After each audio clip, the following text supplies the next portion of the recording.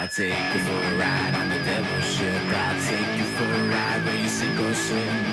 Now come with me and let this story begin. Frank Cavallaro, welcome.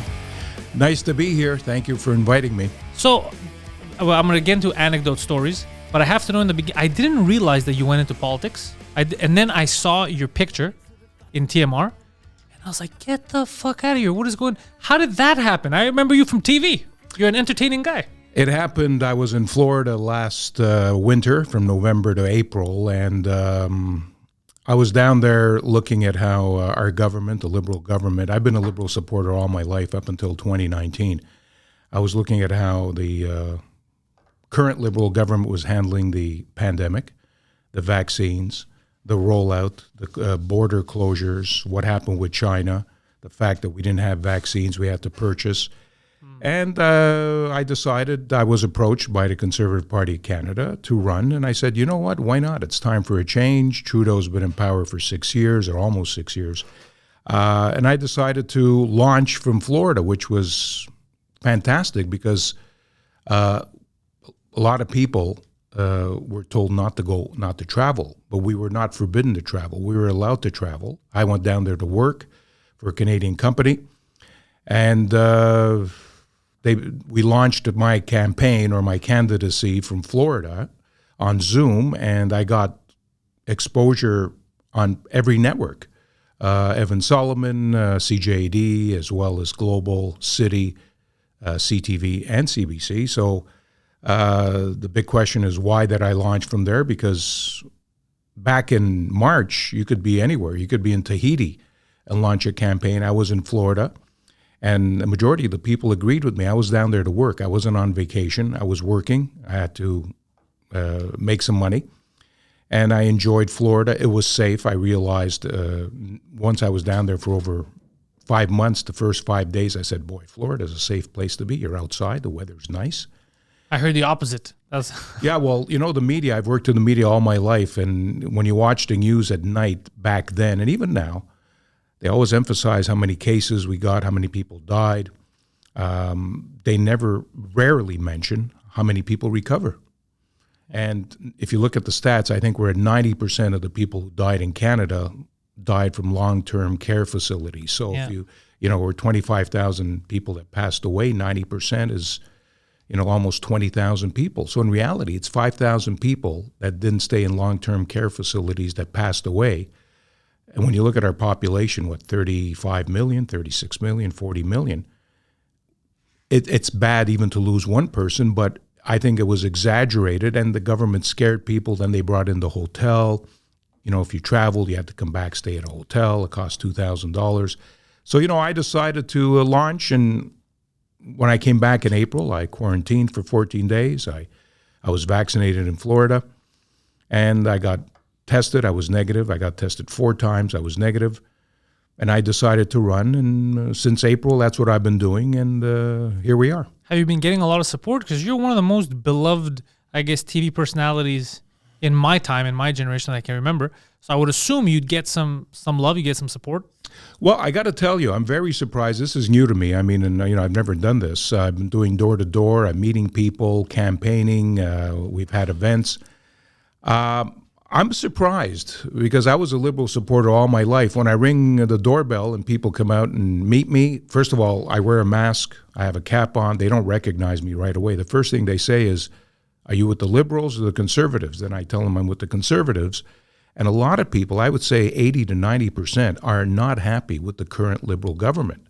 It shows, yeah. Yeah, so will that translate into votes for me in Mont-Royal, as well as Côte Saint-Luc, Hampstead, Snowdon, and Côte-des-Neiges? I hope so. But I'm telling you, people are not happy with Justin Trudeau and the Liberal Party. So I'm doing what I have to do. I'm meeting people. Conservatives have a platform. You can go at conservatives.ca and read it. Recovery plan, the linguistic thing we have in Quebec. I have my views. So, listen, I'm just doing this. The election's coming up. If I win, I go to Ottawa.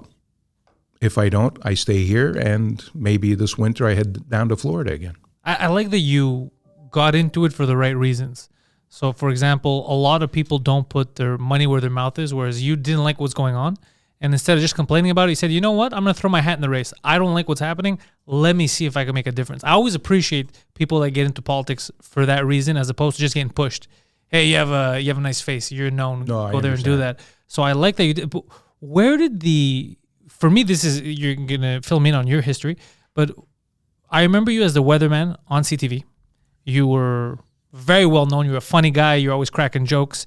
The weather, you weren't always accurate, but none of you guys are. It's gotten better. It's gotten better. Then, if I remember correctly, you went to CBC.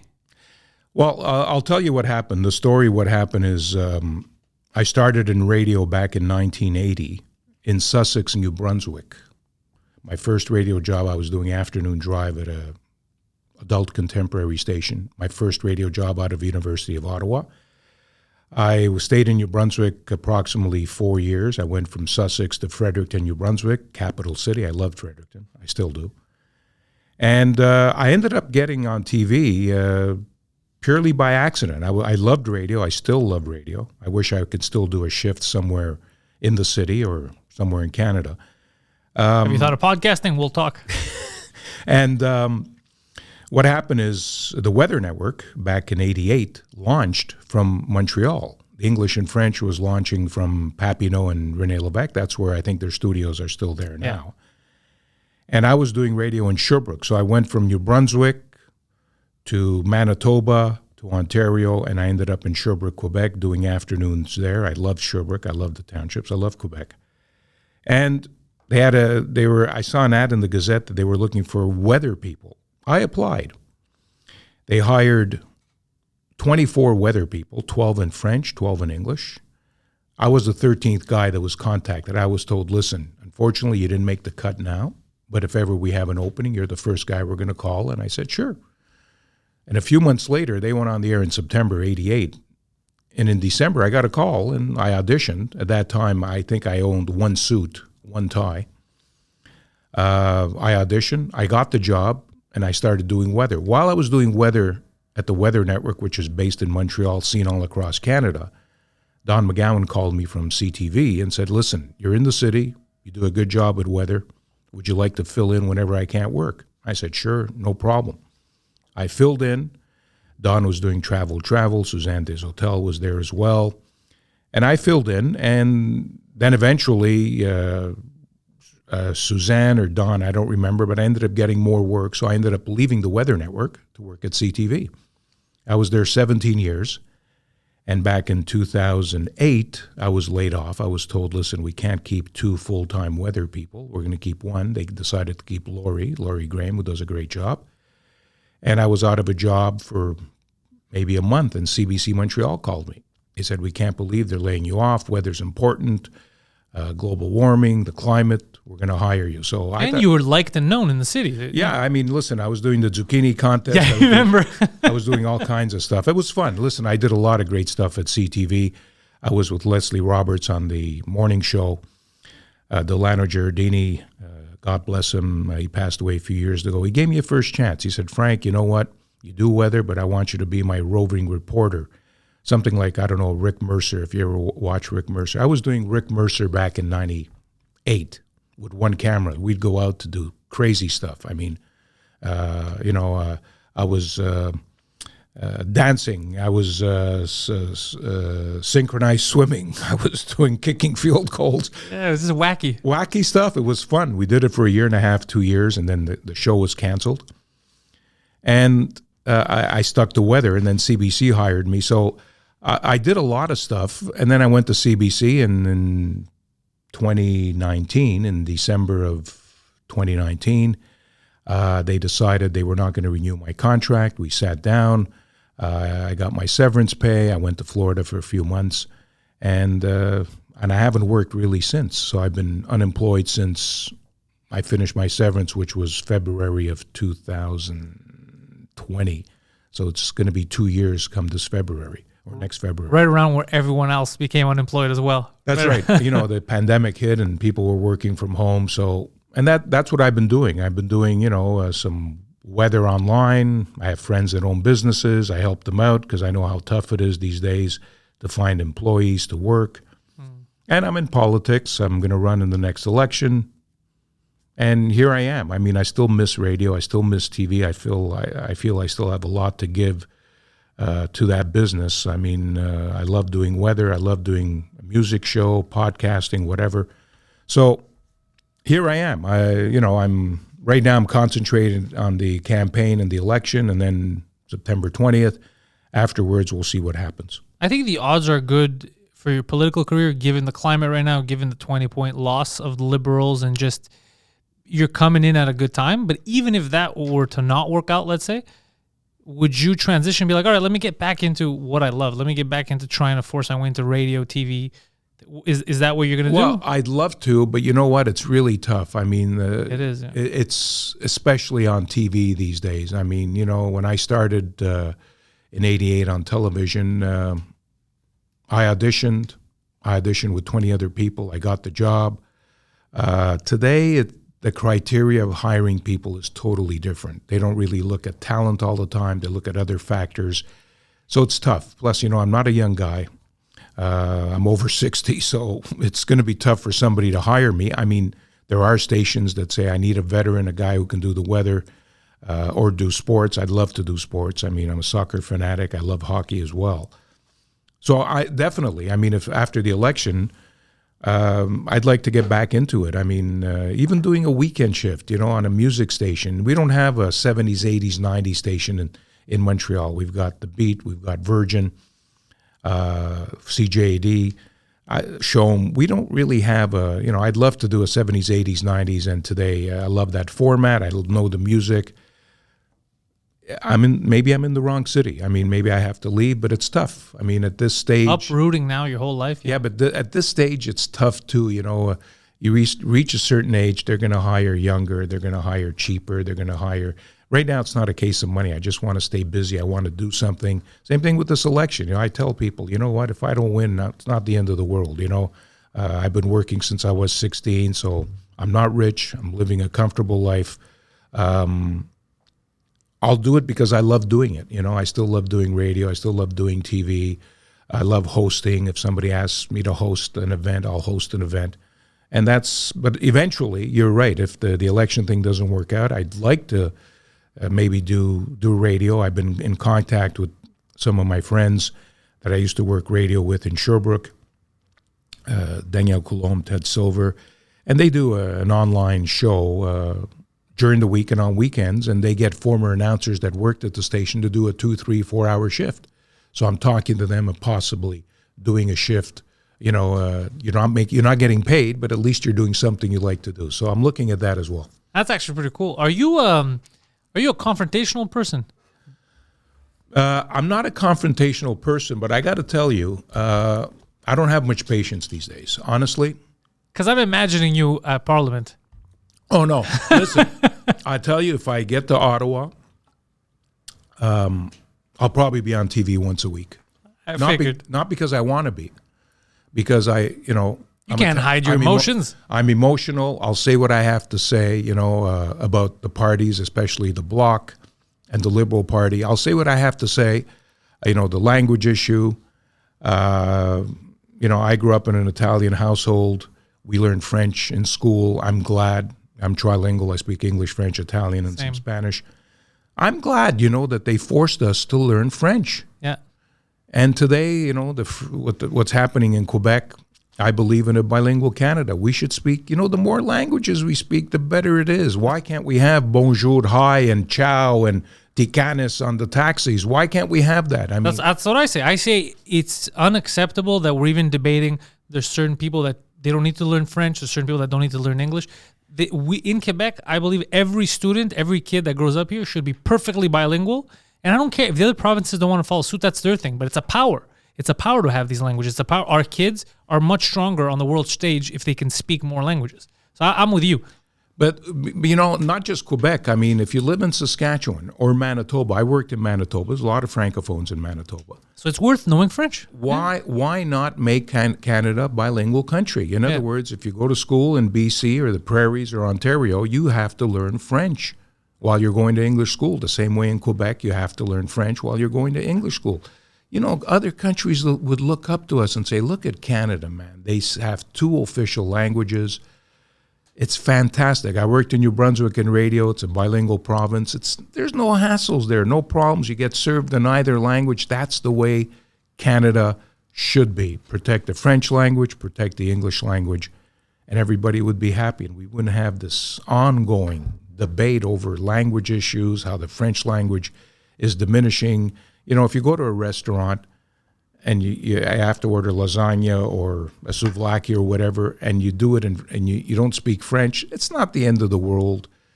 You'll get the order across. But when you're in a hospital, when you're in a government office where you need assistance, especially when your health is not great, you go into a hospital and you don't speak French that well, you speak English, Italian, or Greek, or whatever, someone at the hospital should be able to respond to you in in English. One of the official languages. One of the official languages. But they're going to say in Quebec, French is the official language. Yes, but under stress situations like a hospital or a government office, I'm not saying everybody's got to speak English, but somebody in the office should be able to respond. The same way if you're in Saskatchewan and you don't speak English, you only speak French, and you go to a hospital, somebody there should call someone that could serve you. That's what I believe in. I mean, it's better for everybody, including Quebec and the rest of Canada. I'm with you on that. And the reason I was asking if you're confrontational by nature, if you're in Parliament, I would love to see that. Because I told you before the show started, I still remember your rant during the World Cup in 2002 with Italy. You know why I think it stuck with me? Because at that time, when you were watching, let's say, mainstream media, the news, you would never see people that you feel went off script. It all had to be kosher. I know we all believe, but we can't say it. This is what happened. Whereas you were like, clearly the game was rigged. I'm not going to let this go. And everyone who saw that game knew it was rigged. Yeah. You could tell as long as you understand soccer.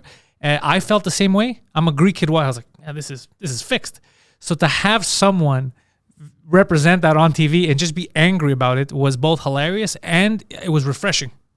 Yeah, it was different. That's the way I am, especially when it comes to soccer in Italy. I mean, they won the Euro this year.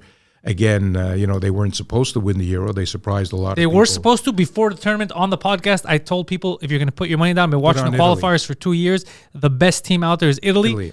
And some people are like, he doesn't know what he's talking about. I came out as victorious. But France was favorite. I mean, England was favorite.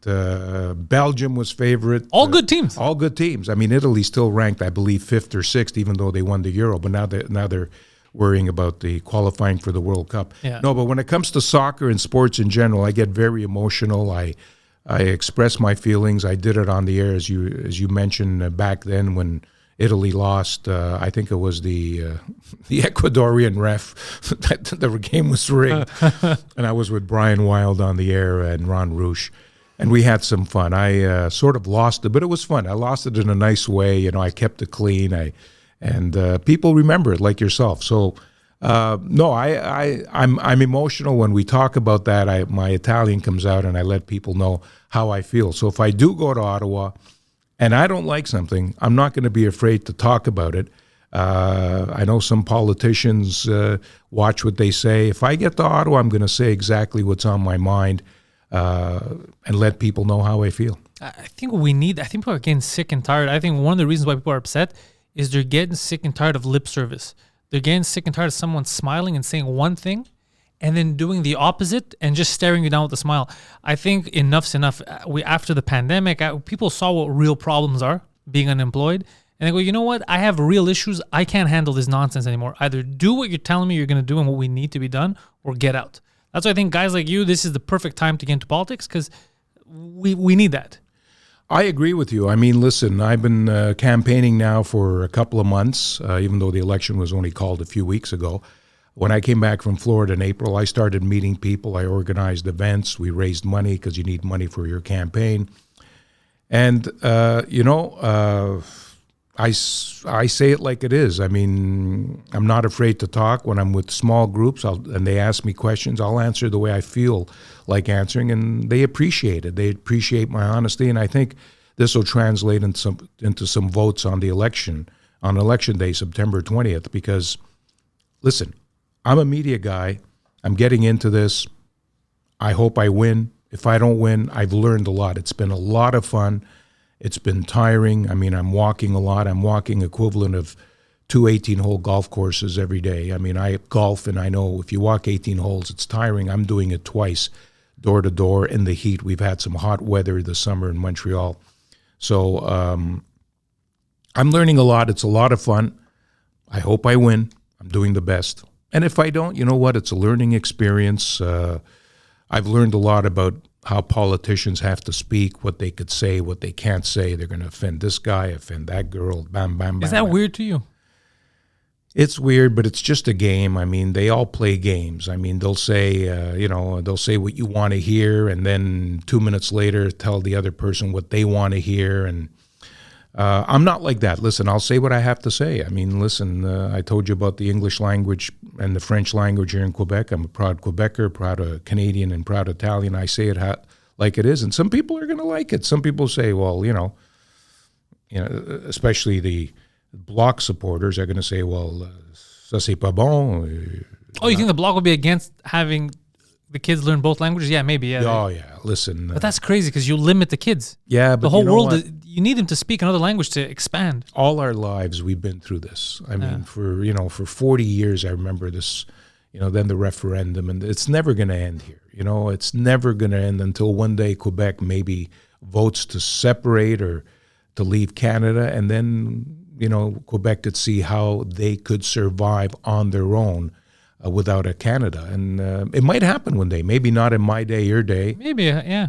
But we've been talking about this for years and years and years in referendums, and the language. It never ends. I mean, there's more important things: the senior citizens, the homeless, the economy, the taxes, the infrastructure. And here we are talking about language after 40, 50 years. It never ends, especially in the province of Quebec. So you could imagine being in Saskatchewan or BC and Alberta and hearing this every year. So listen, I live in Quebec. I grew up here. I've worked across Canada. I've worked in Manitoba, New Brunswick, Ontario, in the townships. And when I'm out there, I see how Canadians feel about Quebec. I mean, we're a special province, and it's going to be like this. We have to get along. Let's try to get along. And do you see now, because when you came in, we were talking about the traffic here and how everything's under construction. This city, do you deem it fixable at some point? Because I don't know if you saw what's happening here this past week. It is absurd. It's almost as if it's done on purpose. Well, I have to tell you, I'm not surprised. Everything's done at the same time. Yeah. I mean, they could have done it in phases. Phase 1, phase 2, phase 3. First of all, they rarely work at night. Anywhere else you go in Canada or the States. I was in Florida for 5 months. At midnight, there's lights out and they're working. Yeah, so that they don't have to hassle people. That's right. When they got to get to work in the morning. Here, I don't know if it's because they can't work at night or it costs too much money or the unions don't allow it. We were home for 6 months. They locked us up for 6 months. Why didn't they fix the roads? I came back from Florida in April. I left in November. When I drove through the border, I said, man, the roads are going to be fixed. They haven't done anything. Yeah, they didn't do anything. Why not? It's just the way we do things around here, Frank. But that's got to change. I know. I mean, even around the studio here, it's crazy. Yeah. You can't turn left. You can't turn right. Everything's at the they're doing everything at the same time. I know that our infrastructure has to be upgraded. I understand, but everything at the same time. I mean, the Metropolitan looks like a war zone. Yeah. I mean, they patch it up. It's crazy. I mean, it's Sarajevo. Yeah. Anybody that comes here says, "What is it with your roads?" It's sad, but this has been going on again for years. And is it going to get better? There's a municipal election coming up in November. November, yeah. We'll see what happens. I know there's bike paths everywhere. That's what matters. Which to me is good, but listen. It can't be the priority. But when the Canada, city's falling apart. Montreal, summer ends in October. Starting November, we get snow. What happens to all these bike paths, all these posts that you put up? You got to take them all down. It costs money. I bike. I like cycling. But I think it's exaggerated here. I mean, make it a greener city, yes. But you've got bike paths. I mean, they clean the bike paths before they clean the car paths for snow removal, which is crazy. Why are you riding your bike in minus 40 weather with 30 inches of snow? If this was Europe or Florida where you can ride a bike 11, 12 months a year, yes. But you can do it here from maybe April to November. And then that's it. Yeah. But I still see people riding bikes in the snow. Good for them. But it's crazy what the city has become. I mean, construction, cones everywhere. You know, a street, you need 100 cones to tell people you got to stay away. This is a municipal thing and a provincial thing. So I'm running in the federal election, but I don't like what I see. I mean, and it's got to change. Will it change? Who knows? I like that you're saying it and you're not just avoiding and be like, no, we need, you're actually understanding that it's garbage for everyone. Like, people don't like this. Also, how do you, and this came up earlier, I was talking with him, lockdowns. We had all these lockdowns. Trudeau said something that was a little strange about, well, we saw how that worked. He's thinking of climate lockdowns. And some other people have been talking about that. So there was statistics. They said, well, while we were under lockdown, emissions went down because nobody was out. It helped the earth. So now they're thinking, can we roll out moving lockdowns in the future in order to appease climate change? Do you think that's extreme? Because to lock people in their houses now for another reason that's not a virus seems crazy to me, even that we're discussing this. To me, it seems like a cult. It is, and you're going to have other problems, mental health problems. There you go. People are going to lose their jobs. You know, I mean, I know a lot of people that cannot get jobs, and I know a lot of people that own businesses and can't get employees. I mean, restaurants can't find busboys, waiters, waitresses to work. It's crazy what's going on there. So by locking it down, how are these people going to? There's got to be a plan out there where you can. First of all, there is a climate change plan that the Conservatives have come up with, which I agree with. It's in the recovery plan. If it's in there, so yes, we have to do something. When I look at the forest fires in Western Canada, or in Greece, or in Italy and Sardinia, or in the States in Oregon, it's crazy. Hurricanes, flooding, yes. But we have to do it in a right way. You can't not lock down, and then it creates other problems with, as I mentioned, mental health. So there's got to be a plan where, yes, I think we've already done quite a bit. We have a lot more to do. I mean, electric cars. 10 years ago, we didn't have any. Yeah. Now there's electric cars. It's getting better. And now they're talking about the pollution from electric cars, like the batteries. The batteries, when they dispose the batteries. So, listen, I feel bad for the younger generation, for my son, for kids out there. They're going to have to work really hard with the governments and within themselves to get our earth in the right shape. Is it too late? I don't think it's too late. We have a lot to do. And as I mentioned, electric cars are one thing. Lights that last a longer period of time. There's so many things out there. Saving water, saving our lakes. Yes, we have to definitely do something, because this summer all I've been watching is Canada's on fire. Northwestern Ontario, BC, parts of Alberta, even parts of northern Quebec. Yes, something has to be done. A plan has to come up. And we have to work on it. If we don't, the future will pay for it. Yeah, they're doomed. And I'm worried about, because again, just the lip service, I'm worried about just exporting our problems. So for example, I think Canada met a lot of targets that it had set in terms of emissions, right? But one of the main things, and I think the US is guilty of this too, is a lot of factories will just move to China or India. So let's say Canada's like, hey, look, we're not emitting what we used to, but we still need those products. So we are emitting that. It's just that we're doing it in China or in India. So on paper, it looks like, hey, we made a difference. When in reality, no, you just moved the issue. Yeah, you created the problem more in China. Yeah. By going there. So we're at the same place. Yeah. That's what bugs me. Things of that nature. Yeah, well, companies are moving there. First of all, they make more money by producing out of China, and China is one of the biggest culprits when it comes to pollution. So I mean, they have to get, because we're all there. That's what we're manufacturing. Yeah. They have to get their act together there too. I mean, listen, how much? I don't know the the amount of pollution they emit every year, but they're definitely the leaders out there, the top 5 for sure. Canada has to get better. And I mean, why not leave production here and make it better for the environment? You know, so I think the government... Is that possible given the economy and how much more expensive things are here? Well, things are expensive now because, listen, everything's gone up because of the pandemic. And again, why are we in this situation? I mean, why did Canada have to buy our vaccines from other countries? You know, we should have produced our own vaccines here. We would have been out of this a long time ago. I mean, now we've caught up with second doses and... we're almost at 80%, in Quebec at least. But I mean, you know, we're in September now. So we should have been out of it. I mean, I got my first vaccine shot in Florida about 6 months ago. And I got my second shot here. Florida, they were fast. And people are going to say, yeah, but Florida's dangerous. Florida is not dangerous. And even today, over 90% of the people getting the virus are not vaccinated. And they're ending up in hospitals. You don't want to get vaccinated, you get COVID and you get sick, it's your decision. Well, it's your decision. Yeah, exactly.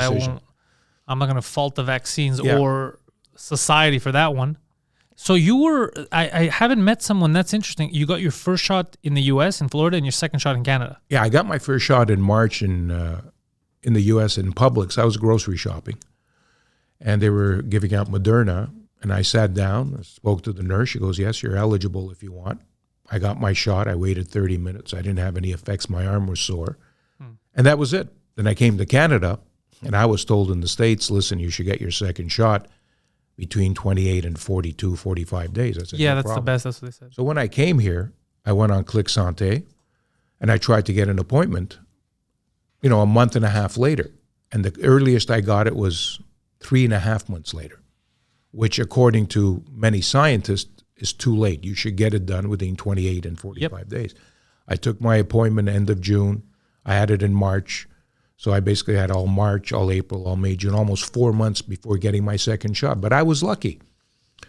I went on Click Santé. I went to the pharmacy in my area that was giving out Moderna. I spoke to the pharmacist. I said, listen, I don't want to wait 4 months. She goes, well, you have to wait. Everybody has to get one shot. I said, okay, I'll wait. A month later in May, they called me up. They said they had a cancellation. They said, if you get your butt down here in 20 minutes, we'll give you your second shot. I went to the pharmacy and I got my second shot. I was sick for 24 hours. I had a bit of fever. I slept. Yeah, everybody's talking about the second shot. Very few people I've met that didn't have anything. Yeah, so 24 hours later, I was okay. But the 24 hours were tough. I slept. I had fever. I didn't feel like eating. And that was it. So I got my second shot. And it's done. Now they're saying we might need booster shots. We'll see what happens. I mean, listen, I got it in May. They say you got to get it 8 months later, which takes you to February, March. We'll see what happens. But yeah, listen, I heard the talks of the rollout of boosters every 3 to 5 months in the future moving forward. Does that mean that maybe we need to ask them to work on something stronger? Because is it really a vaccine if you need it every 3 months? You're right. But you got to remember, too, these pharmaceuticals are making a lot of money, eh? But that's what always complicates things. When there's so much money involved, you can't. This is where it gets tricky. When there's so much money involved, you can't expect them to roll something out that they'll make money once when we're so many people just in North America alone. Think of Canada and the U.S. and Mexico. Millions of people at $25 a shot. And if you start having to take 3 or 4 a year, it's crazy. We're in the trillions. I know. Listen, I don't know. I mean, the experts, some people don't believe we need a booster shot. Some people don't believe you even need a first and second shot. Well, I call my doctor. Yeah. I speak to my doctor. I call doctor. I go, Doc, should I get the vaccine? If he says yes, I trust him. Listen, he has my file. He knows my health. Yeah. I'll get it. That's what I talk to my doctor. If he says I need a booster shot in a year, 8 months, I'll get one. If he says, no, Frank, it's not necessary, because he's my doctor, I won't get one. So I'll listen to doctors. I'll listen to experts. I won't listen to conspiracies. I won't listen to videos out there that are saying you don't need it, you need it. Well, you can't find justice if you do that, because you're going to find arguments of people telling you to do it or to not do it. So all you do is go down a rabbit hole that makes you angry. Yeah, so I call my doctor, when I don't feel good, I'll give him a call. And I asked him about the vaccine. He goes, sure, if you can get it in Florida, get it, and then get your second shot here. Try to get it before the 90 days, which I was lucky I did. I know some people that waited 3.5, 4 months. Yeah, the guy that you saw earlier here, Phil, he still hasn't gotten his second one. They had pushed him. They kept, and now he's like, is my second one going to be basically a first one now after 6 months? How long it's been? He goes, what's That going long? on? Oh, it's been a while, 5 months, something. Yeah, it's been a while. So he's trying now, and also because he can't get into places anymore. Because if you're not double, that passport won't scan, which is another crazy thing. The passport I'm completely against. I have no problem with vaccines, but I hate that they're talking about passports, that they're actually doing them here. Listen, I agree, but if the Quebec government says you have to show a passport to go into a federal office and you don't have it, they won't let you in. Remember when the seatbelt law came out? Nobody wanted to wear seatbelts. You got to wear a seatbelt. You're going to lose points. We all ended up wearing a seatbelt. Yeah. Today, everybody puts on their seatbelt. You know, the government here in Quebec has issued this. It's a provincial thing. I think it's going to go national the way it's, except for Alberta. They don't. Well, we'll see. I mean, we'll see what happens, because what's going to happen, listen, you don't want to get vaccinated, it's your life, don't get vaccinated. But if you want to travel, you want to go to Greece, you want to go to Italy, and they require you to be fully vaccinated, and they don't let you in, you won't be able to go there. I understand that, but within the country, I find it bothersome to start blocking stuff and saying, "Do you have?" That's where it gets tricky to me. Yeah, I agree, but I think they want to just protect, you know, like starting now, you go to a restaurant, technically you got to show your what is it, vaccine code or something? Yeah, that barcode. Now, are restaurants going to refuse people? It's up to the restaurant. Are they going to break the law by letting people in that are not vaccinated? I don't know. It's going to take time before this thing figures out how it's going to actually work. But I people say, I don't want the vaccination passport. That's fine. It's your choice. Do whatever you want.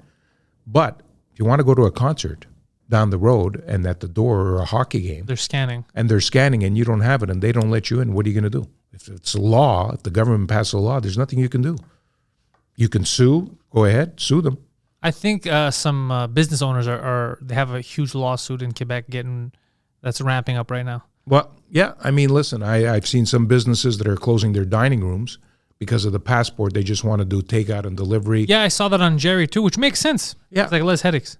But they got to survive. These businesses, dining rooms closed. You know what? They've been closed for 7, 8, 9 months. We've been in lockdown. They need money. They got to pay the rent. They can't find employees. We're really...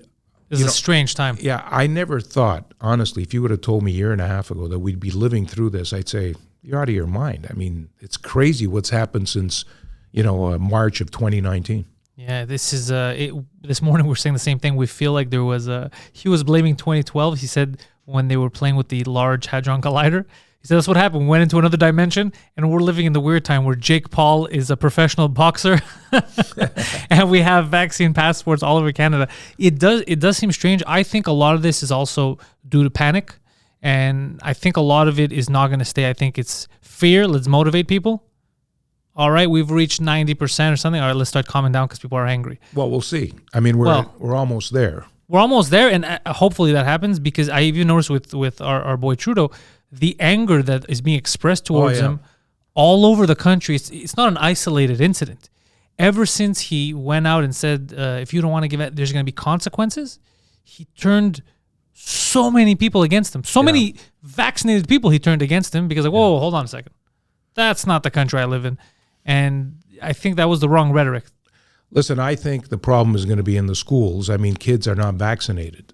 And, I remember when my son was in elementary school and high school, he'd get sick and then I'd get sick. Yeah, it still happens. It still happens. So I'm vaccinated, I can still get it and not die from it, according to my doctor and scientists. But I mean, that's going to be the problem. I think once the kids have a vaccine, I think things will finally calm down, because they're going to But they're not dying from it anyway, right?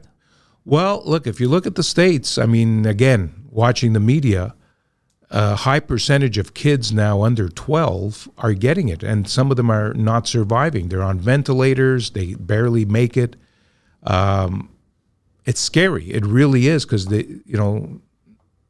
I think the States now is 12 is the age, and they're going to lower it soon.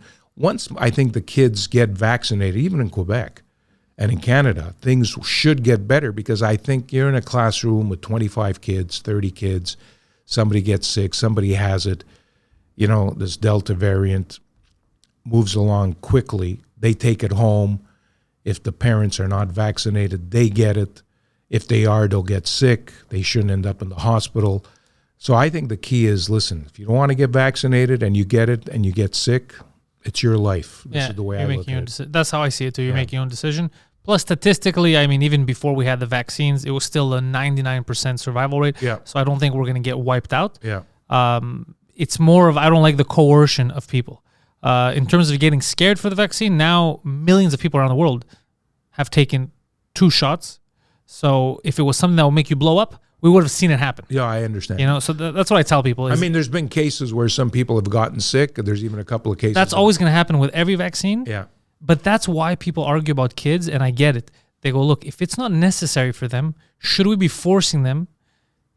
We'll take risks with adults, right? We'll take risks. Most of us will be fine. But why risk it for kids? And I hear that, and I understand that argument. If they're not at risk and we're at risk, we should take care of ourselves. You're normally even quarantine. You quarantine the sick. With this pandemic, we started quarantining the healthy. Yeah. Which is crazy. I feel like it's a weird slippery slope. If we make that the standard, we're going to keep allowing slowly more and more of little freedoms to get picked at until we end up in a new world. Yeah, I agree. I mean, listen, it's a slippery slope right now. We have to analyze everything. We have to see how, cases. I mean, look, when did the lockdown end? A month and a half ago? Yeah.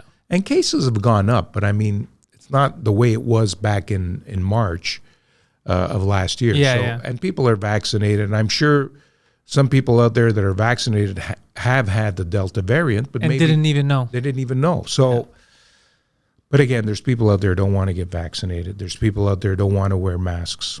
Listen, if a business says you want to come in, you got to wear a mask, and I want to go in, I'll put on a mask. If not, I'll go somewhere else. You have a choice. Canada gives you the choice, as does the United States and many countries in the world. They give you a choice. You don't want to be vaccinated, you can't go to a concert. Freedom of rights, yes. But listen, this is the world we live in now, and this pandemic has changed everything. And for the economy, mostly, do you see, because I know you're talking about the conservative platform, for kids in the future, kids now, let's say teenagers, because the economy completely shifted. As soon as this happened, everything went digital. That wasn't digital all the way before. Do you see a way out for these kids in the future to actually have jobs? Because you know what I was thinking the other day? Automation. We were always talking about the worry of automation taking over. Now automation was forced on us, especially when people don't want to, for this period of time, go back to regular jobs either because of fear or because they're getting money from the government. We're forcing automation because now a guy's like, well, I can't run this myself. I'm going to find the robot that'll help me. So in the future, are these kids that are in school now even going to have actual jobs? Because I heard the government was even talking about giving people basic. What's the term, Poseidon? The UBI, the Universal Basic Income, because they're preparing for that. They're preparing for the fact that most of these jobs won't exist. Well, you're right. A lot of people since the pandemic have been working from home. Look at the office space in downtown Montreal. It's empty. It's empty, yeah. I mean, what are they going to do with all those offices? I think everybody has to readapt. I'm worried about my son. He's 26. What does he do? He works at Air Canada and works at a car dealership. So he got laid off at Air Canada. Then they called him back. So his hours haven't increased yet at Air Canada. So he does a bit of both. I'm worried that he's going to have to pay for this for the next maybe 20, 25 years. I mean, the government is going to have to recover this money. How? I believe taxes. Trudeau was saying the other day they might tax primary residents. They're thinking about it. So if you had a house that you bought and you sold it, you made a profit, you're going to have to pay a percentage on taxes on the profit. I hope it doesn't come to that because I think primary residents, you live there, you've lived there all your life, you sell it and you make money, good for you. Yeah. But they got to recover this money, so how are they going to do it? I'm worried about the younger people, my son and my nephews and the kids out there that are going to university. And like you said, where are they going to work? You got a university degree and you're going to work from home? But doing what? Because you have to be on location anymore, less people can do more jobs. So it's like, well, if it's all digital, forget 500 people per, let's say, professor. I can have 10,000 people per professor. It doesn't matter. You're right. You're right. And I think, yes, I think we're headed in that direction. Unless things change. I mean, listen, if this pandemic finally ends and things finally get back to near normal, I mean, we're talking normal, a year and a half, 2 years ago. Just think about it. We didn't even think about wearing a mask and vaccinations. We could have gone to a restaurant, sat wherever we wanted, gone to a concert, gone to a hockey game. Will it ever come back to that? I hope so. Soon? I don't think so. Because, again, you've got still a high percentage of people that are going to get sick. Well, that's going to happen with everything every year. So my concern right now is more for, let's say, even if everybody gets 100% immunity, everyone's immune for a vaccine or for another reason, something happens. I think we've hit the economy so hard, and also we scared the shit out of everyone. Socially, it's going to take a while for people to be back to normal. And economically, so the Conservatives, do they think that it's realistic to look at between now and 10 years down the line and actually get a stable economy going? Well, O'Toole talked about his plan the other day. He says, the deficit, he could bring the deficit to zero in 10 years without making any cuts. Again, his plan, if you look at his plan, he's got some great ideas. I agree with most of them. There's a couple what I would alter, but again, this is negotiations. I think 10 years is realistic. You know what? I always voted Liberals, and I remember the last time we had a recession, 2008, 2009, when GM and everybody closed down. Yeah. Harper was our prime minister, and I didn't vote for Harper. Neither did I. Didn't like Harper, by the way, until I found out that him and his finance, their policies are what saved us from going down the drain. That's what I was going to say. In 2008, 2009, after the recession, the big recession, I think we were in deficit 400 billion or 400 million or 500 million. And 5 years or 6 years later, he brought the deficit to zero. So, when I decided to run for the Conservatives, I looked at that and I said, wow, this guy in 5 years brought us from 500, 600 million to zero deficit. Now, some people are going to say, yeah, but he cut here, cut there. He brought the deficit to zero. Right now, I think our deficit is over $1 trillion. How long is it going to take for us to get out of this hole? It could take 20, 25 years. That's why I'm worried about my son. It could be never. If we continue just spending, it could be never. Well, we're going to have to listen. Yeah. That's why I think we need a change. I think even the CERB, we needed the CERB the first 6 months, the first 8 months, but now it's ridiculous. People are not going to work. Is the CERB still active now? Yes, you can it still is. take the CERB? Yeah, I think it's on till, if I'm not mistaken, the end of October. And I think the Liberals want to extend it till next March. People don't want to work. Listen, if you worked at a restaurant and you were making $600-$700 a week, now you're making $500 for staying home. You're not going to go to work. Yeah, you're right. And I know friends that own restaurants, busboys want $20, $25 an hour now when they were getting minimum wage. It's changed everything. So everybody has to adjust. You got to pay the rent.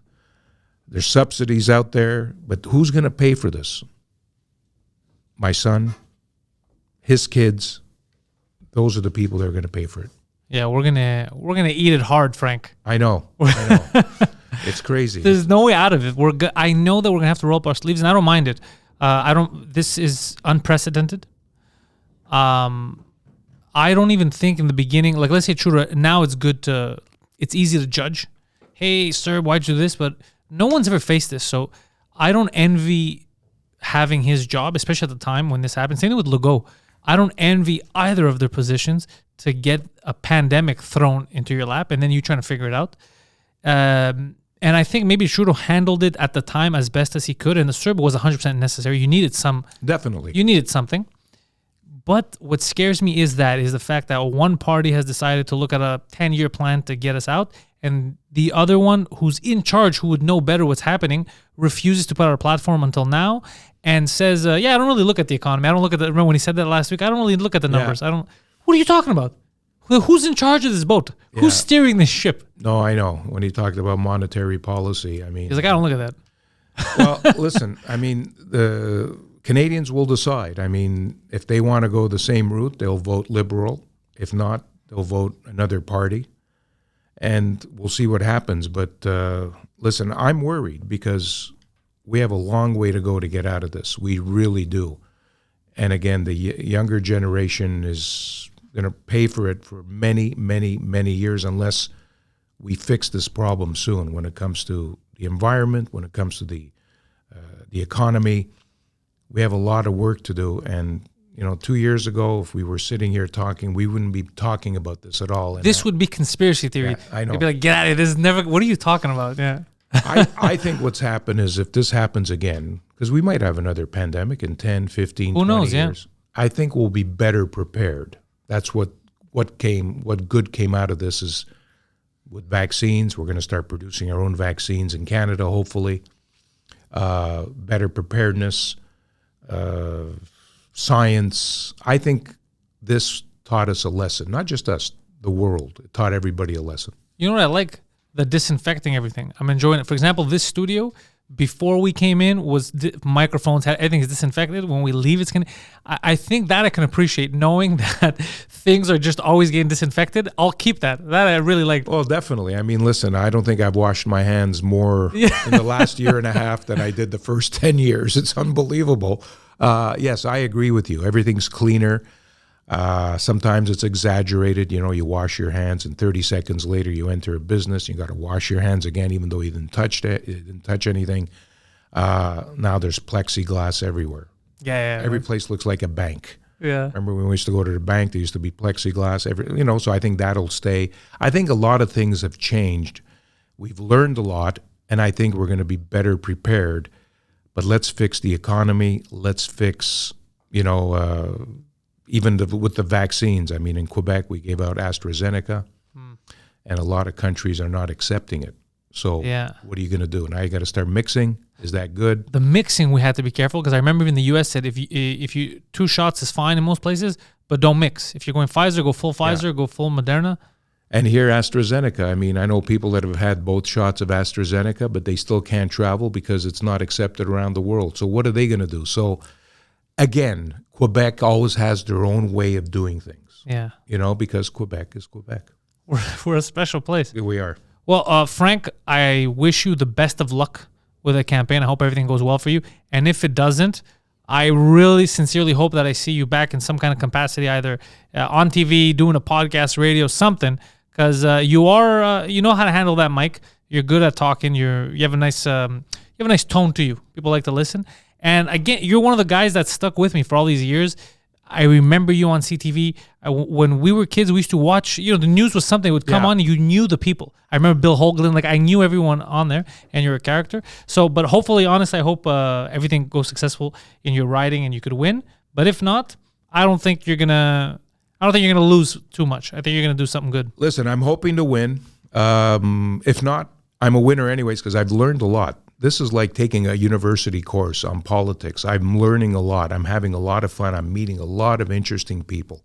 Politicians, do you like them? Well, some I do, some I don't. Yeah. I mean, I've learned. I'm not a politician. I'm going to try to win. I'm a media guy. I'm a people's guy. I listen to people. I did weather all my life. I tried to tell you how to dress the morning after when you go to work or school. Some people appreciate it. Sometimes I was You ever wrong. lied on purpose about the weather? No. You ever had a Larry David moment where you wanted to golf and you didn't want anyone else to golf, so you No. What I've done though, I try to be, I try to be positive. Okay. So if there's, I analyze the weather, and if there's a 40% chance of showers, I know some people out there to do weather are going to say we're going to get showers. I've learned, you know what? If there's a 30% chance of showers, chances are we won't get the showers. I try to be positive because people want good weather. Yeah.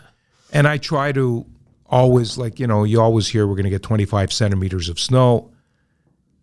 Weather's not an exact science. There's mistakes. I always try to tell the story, listen, we're going to get some snow. And I remember guys that do snow removal. Frank, I hear we're getting 20 centimeters of snow. My trucks are ready. What do you think? I said, listen, I think we'll get 5, 7, 8. And, really? How come these guys are saying 20? Everybody does it their own way. So I try to be more realistic. I try to simplify the story. And you know what? It's not an exact science. You you can never say we're going to get 25 centimeters when we might end up with 18 because 7 centimeters makes a big difference. Oh, And I know the snow removal guys go out after 5 centimeters. Under 5, they rarely go out. yeah.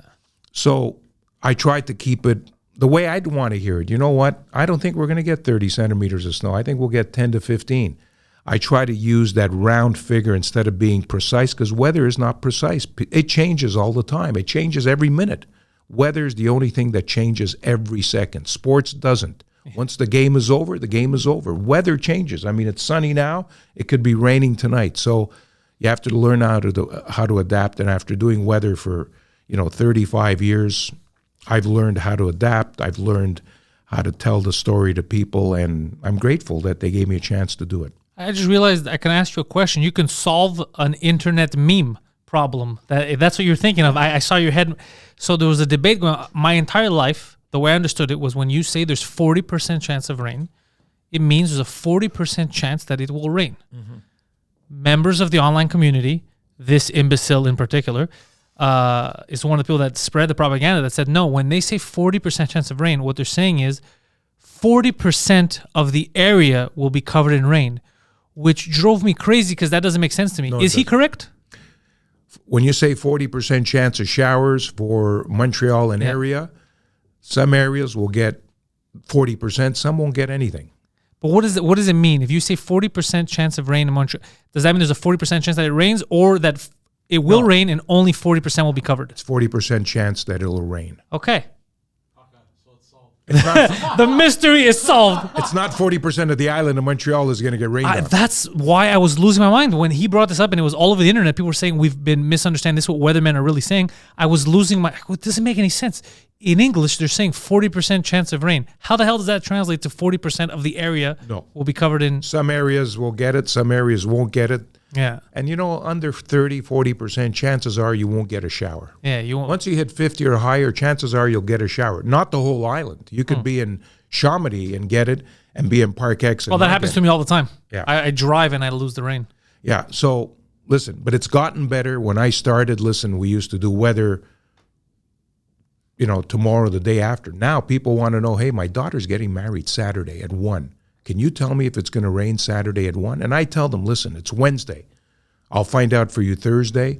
More than 48 hours, it still changes sometimes drastically. Because of winds and... Because of winds, jet stream, pressure. Once we get less than 48 hours, we're pretty accurate. So if you tell me, listen, my daughter's getting married at Chateau Vaudreuil Saturday at 1, and you ask me Friday, I can tell you, chances are Saturday at 1, you're going to get decent weather or you're going to get rain. So it's gotten better. Now we break it down to the hour, to maybe 2 hours before. When I started back in 88, it was like, tell me the weather for tomorrow, the day after, 7-day forecast. Now people want to know, hey, I've got a barbecue at 6. Can I invite the people over? And with the computer data and the way we analyze weather today, we can actually say, you know what, where do you live? You live in Laval? Well, the storm is heading south. Chances are at 6 you won't get any rain. So it's gotten a lot better. And weather ladies, do they need to know how to tell the weather or just to look pretty? Because this has been online debate, like the Mexican weather lady, Annette Garcia. Listen, again, it all depends on the station. Some people hire because of looks. Some people hire because of talent. Some people hire because of both. Some station news directors want looks. So you don't need to necessarily be a meteorologist. You don't have to be, but it helps. And today, I hate to say it, but a majority of the stations out there, it's, I want to hire her, I want to hire him because he looks good, he fits our profile, she fits our profile, even though they haven't done weather. They'll learn as they go along, they'll get better at it, but the business has changed for sure. In Canada, it's mostly like that. In the States, you go to a lot of stations, if you're not a meteorologist, you're not going to work on air. They want credibility. They want you to tell me why we're getting thunder showers. Canada, we're still not there yet. We're a smaller country, so we get away with more stuff. So if I want to be a weatherman, only Canada. Or Greece. Oh, no. Greece, I do not fit that. Sunny and 32. Dude, it's sunny and 32 every day, and it's the same woman that does it, and she is not going to lose her job to anyone. But Frank, thank you for coming on. It was a pleasure. It was a pleasure. Thank you very much for having me.